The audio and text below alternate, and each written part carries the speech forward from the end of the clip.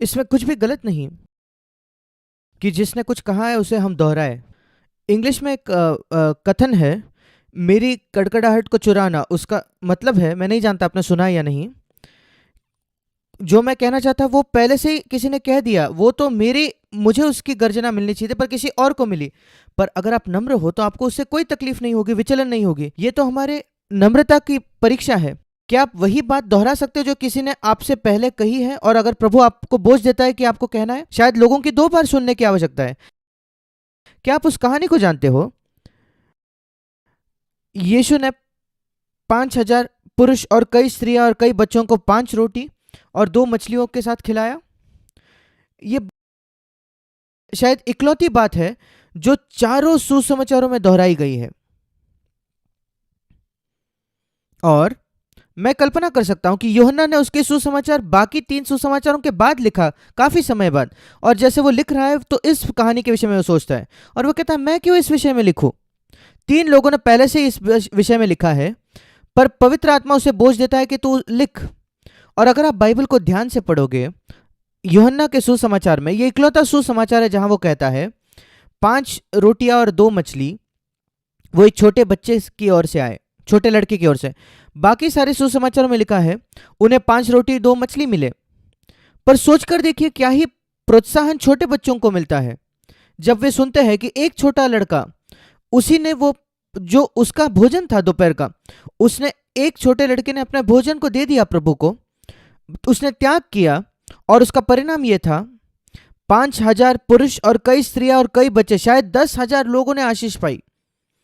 मैं परमेश्वर को धन्यवाद देता हूं कि यूहन्ना उसको विचलित नहीं हुआ कि वो दोहरा रहा था जो कोई पहले ही बांट चुका था।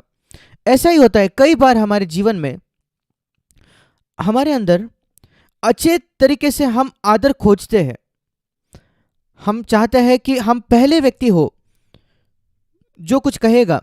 शायद कोई समाचार होगा, यूक्रेन की न्यूज़ होगी, आप चाहते हो कि सब लोग जाने कि आप पहले व्यक्ति थे जिसने कहा, आइए हम उसके प्रति मर जाए। इतने तरीके से हम धूर्तता से, मैं ये कैसे जानता हूं? क्योंकि मैंने ये खुद अपने आप में पाया है। मैं आपकी तरफ प्रलोभित होता हूं। मैं सारे प्रलोभन जानता हूं जिससे आपकी परीक्षा होती है। क्या आप जानते हो कैसे? क्योंकि मेरे पास वही शरीर है। इसलिए हमें सतर्क होना है कि हम उस प्रलोभन से राजी नहीं होते। प्रलोभन ये पाप नहीं है। जब लिखा है यीशु मसीह कि हमारी तरह हर एक बात में वो परखा गया जैसे हम हैं, हमें विश्वास रखना है कि प्रलोभन पाप नहीं है, क्योंकि प्रलोभन उसने कभी पाप नहीं किया। यीशु मसीह को आत्महत्या तक की प्रलोभन हुई। क्या ही भयानक बात है ये। जब शैतान ने उससे कहा कि तू शिरोमणि से कूद जा मंदिर के, वो क्या था? वो आत्महत्या था। पर उसने कहा मैं ये नहीं करूंगा, यहां सीढ़ियां है, अगर सीढ़ियां है तो मैं क्यों कूदूं? वो कॉमन सेंस की बात थी। उसने करने से इनकार कर दिया। उसने परमेश्वर को प्रलोभित करने से इनकार कर दिया यीशु ने। ऐसी कई बातें हैं जहां हमें यह पहचानना है अंतर प्रलोभन और पाप के बीच का क्या फर्क है, ताकि हम अपने आप को दोष नहीं लगाते। अरे ये विचार क्यों मुझे आ गया? वो शायद विचार केवल एक प्रलोभन था, परीक्षण था। आपने उससे नहीं कहा, आप अपने हृदय के गहराई में नहीं चाहते, तो आपने पाप नहीं किया है। अगर आपको लगता है कि आपने थोड़ा उसका लुफ्त उठाया, आनंद उठाया, परमेश्वर से मांगे कि वो आपको क्षमा करे। बाद में आप उससे आनंद नहीं उठाओगे। धीरे धीरे आप ऐसे जगह आओगे जहां आप इनकार करोगे। मैं ये क्यों कह रहा हूं? क्योंकि मेरे शुरुआती मसीह जीवन में किसी ने मुझे स्पष्टता से नहीं सिखाया कि मैं अंतर करूं प्रलोभन और पाप में। मुझे याद नहीं मेरे जवानी के दिनों में किसी ने भी एक प्रचार किया हो ये प्रलोभन है, ये पाप है। और केवल तब जब मैंने याकूब की पत्री को पढ़ा, उसको उसका अध्ययन किया। अगर आप नहीं जानते तो कृपया वहां आइए, याकूब की पत्री पहला अध्याय। यह अच्छा है कि आप इसको जानें, प्रलोभन और पाप में क्या अंतर है, क्या फर्क है। और एक उदाहरण के साथ समझाया गया है जो हम सब समझ सकते हैं। प्रलोभन जो होता है या परखना, जो याकूब की पत्री पहला अध्याय 14-15 वचन, यहां लिखा है 15 वचन, फिर अभिलाषा गर्भवती होकर वो पाप को जनती है, और जब पाप बढ़ जाता है वो मृत्यु को उत्पन्न करता है। इसलिए एक स्त्री के को बच्चा नहीं हो सकता जब तक वो अपने आप को किसी पुरुष को नहीं दे देती। केवल उसके अंदर वो क्षमता है जो बच्चे को उत्पन्न कर सकती है, इसका यह मतलब नहीं। ये एक उदाहरण है, वो केवल प्रलोभन है, वो तो है। मैं कभी कभी इस उदाहरण का इस्तेमाल करता हूं। एक लड़की एक सड़क पर चल रही है, बहुत शुद्ध लड़की है वो, और वो देखती है एक बहुत सुंदर धनवान पुरुष, बहुत अच्छे से बर्ताव करने वाला, पर उसका नया जन्म नहीं हुआ है, और वो उसे बुलाता है अपने आप के पास, और वो बहुत ज्यादा आकर्षित होती है उसकी ओर। वो इतना अच्छा और अच्छे तरीके का एक व्यक्ति है, अच्छे बर्ताव का, पर वो अपने आप को उसे नहीं देती। पर वो आकर्षित जरूर हुई, और अगर आप उससे बाद में पूछोगे क्या तुम आकर्षित हुए उस लड़के के प्रति, हाँ, गहराई में अगर मैं देखूं तो सचमुच वो है प्रलोभन। क्या उसने बच्चा उत्पन्न किया? नहीं, क्योंकि उसने नहीं कहा।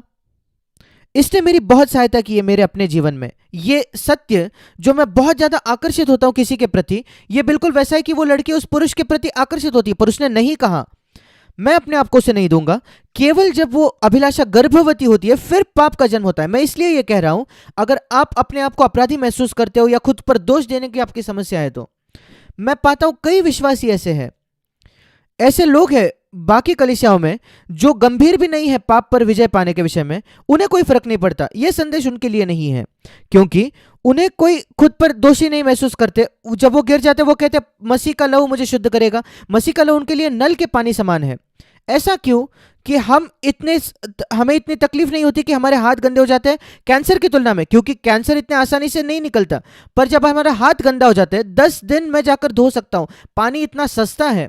और अगर मैं 10 बार पाप करता हूं, मैं कहता हूं कोई फर्क नहीं पड़ता, क्योंकि मैंने मसीह के लहू को नल के पानी जैसा उस समझा है। मैं उसे, जैसे पतरस कहता है, सारे सोना चांदी से भी अधिक बहुमूल्य नहीं जानता है संसार के। जो लोग उन ऐसा बर्ताव करते हैं, उनके लिए कोई संदेश नहीं है मेरे पास। पर हमारे लिए जो इस कलीसिया में बहुत ज्यादा गंभीर है, जो सचमुच एक विजय का जीवन चाहते हैं, हम अपने हृदय में इतना अपराधी महसूस करते हैं क्योंकि हम आकर्षित होते हैं किसी गलत बात के प्रति जो हम जानते हैं गलत है। मैं आपको उससे छुड़ाना चाहता हूं। मेरा विश्वास है कि हमें उसका विरोध करना है, हमें अनुमति नहीं देना है कि वो विचार हमारे मन में रहे। पर यह सत्य कि आप आकर्षित होते, इसका यह मतलब नहीं कि आप पाप कर रहे हो। जैसे मैंने कई बार कहा है, खुद पर दोष लगाना, खुद पर अपराधी महसूस करना, ये नो एंट्री की सड़क है। कभी उसमें अंदर नहीं घुसना। मैं उस सड़क में जाता था क्योंकि शुरुआती दिनों में, क्योंकि किसी ने मुझे बताया नहीं। जो प्रचार करते थे कभी उन्होंने खुद पर दोष लगाने के बारे में प्रचार नहीं किया। मैं हमेशा प्रचार करता हूं कि वो नो एंट्री रोड है। दूसरा नो एंट्री का रास्ता है निराशा। परमेश्वर की इच्छा नहीं है कि हम निराश हो, चाहे कुछ भी क्यों ना हो जाए। हमें विश्वास करना है कि परमेश्वर के पास कोई ना कोई तरीका है कि वो हमें उससे ले जाए। और मसीह जीवन का रहस्य यह है कि हम यीशु की ओर देखें, और जब हम यीशु को देखते कि वो सारी बातों में परखा गया, बिल्कुल जैसे हम परखे गए। एक प्रलोभन हमें होता है जब हम बीमार होते हैं, और यह दूसरी बात है जो मैं कल्पना करता हूं, प्रभु मैं कभी कभी बीमार होता हूं। क्या आप कभी बीमार थे अपने जीवन में प्रभु यीशु? मैंने कहा ठीक है, मैं बाइबल को पढ़कर देखूंगा। कुछ लोगों के लिए यह ब्लास्फेमी है, यह संभव ही नहीं है कि यीशु कभी बीमार हो सकता है, यह सोचना, क्योंकि उन्हें लगता है कि बीमारी मतलब आप पापी हो। यीशु पापी नहीं था। क्या वो सोता था? क्या वो थकान महसूस करता था? क्या वो कभी बहुत ज्यादा थक जाता था? क्या उसका पसीना कभी आया? वो तो इतना उसको पसीना आया कि वो लहू के समान उसका पसीना होने लगा गत्सेमनी के बाग में। वो बिल्कुल मनुष्य था, ये याद रखें। वो ज्यादा बहुत बहुत मनुष्य था।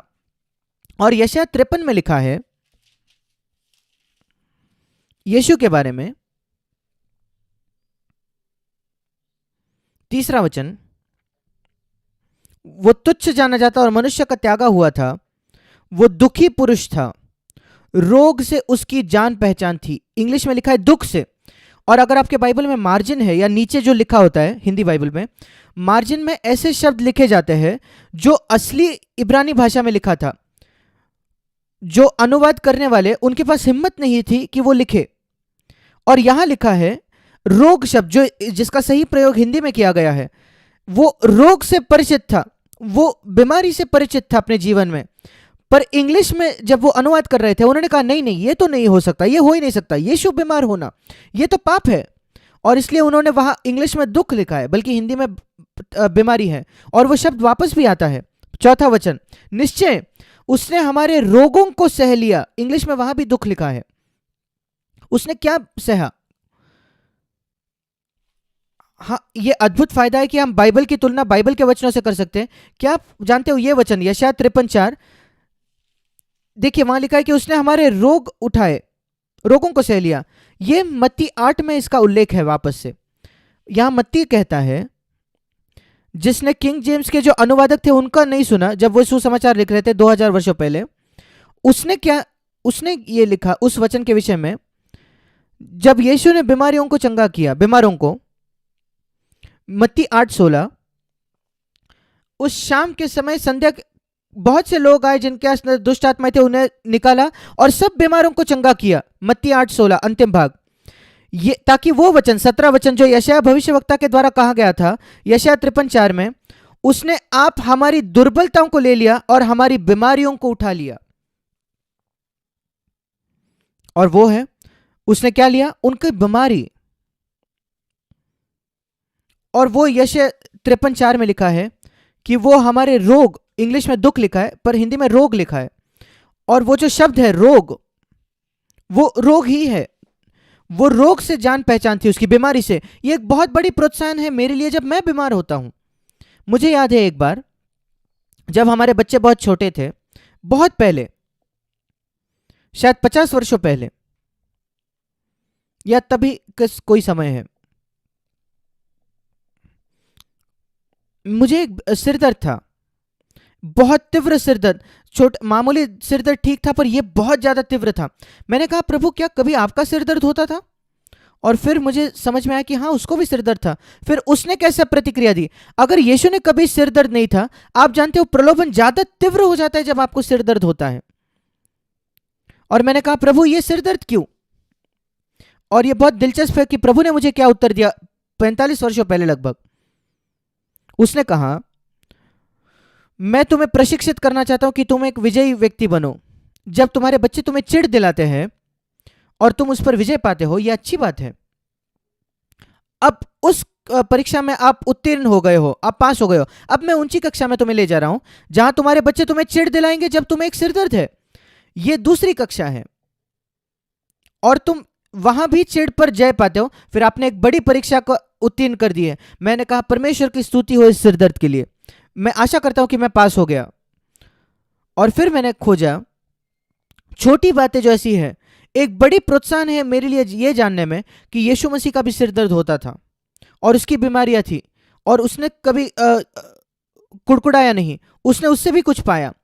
जैसे हमने पहले सुना, जब मैं किसी की ओर जाता हूं, किसी से गुजरता हूं, मैं दूसरों से संवेदना रख पाता हूं, संवेदनशील होता हूं। मैंने परिवारों के देखा है, उदाहरण के तौर पर कभी कभी मैंने इतने परिवारों को देखा है जिनके अंदर बीमारी है हमारे कलीसियाओं में।